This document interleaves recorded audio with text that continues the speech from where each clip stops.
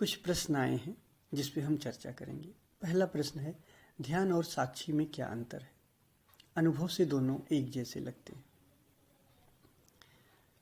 थोड़ा सा फर्क है, लेकिन ये फर्क बहुत बड़ा है। जब तक प्रयास है तब तक ध्यान है। जब आप साक्षी बनने का बार बार प्रयास करते हो तब तक समझना अभी ध्यान है। और जब एक घड़ी ऐसी आ जाए कि बगैर प्रयास के चलते फिरते उठते बैठते 24 घंटा आप साक्षी बने रहो, तब समझना कि अब साक्षी है, अब ध्यान खत्म हो गया।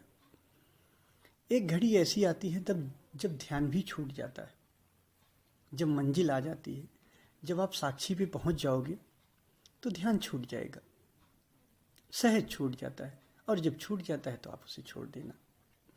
लेकिन छोड़ देने का मतलब ये नहीं कि अगर आप इनलाइटेंट हो गए, आप साक्षी हो गए तो आप ध्यान में नहीं बैठोगे। वो सहज ही आप बैठे हो, अचानक आंख बंद कर लोगे।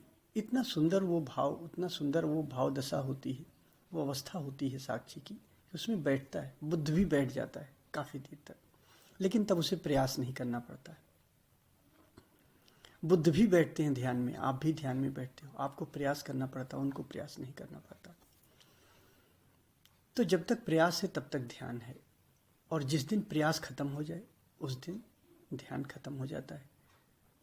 उस दिन आप साक्षी हो जाते हो, आप पूर्णता को उपलब्ध हो जाते हो। तो ये अपने विचार में, अपने मन में, अपने स्मरण में बनाए रखना कि जिस दिन हमारा प्रयास खत्म हो जाए, ध्यान करते करते एक घड़ी ऐसा आ जाए। कबीर कहते हैं कि पहले मैं हरि को पुकारता था, अब हरि ही मुझे पुकारते हैं, अब हरि ही मुझे भजते हैं। जब तक आप हरि को पुकारो तब तक समझो ध्यान है, और जब हरि ही आपको पुकारने लग जाए तब समझो समाधि आ गई है।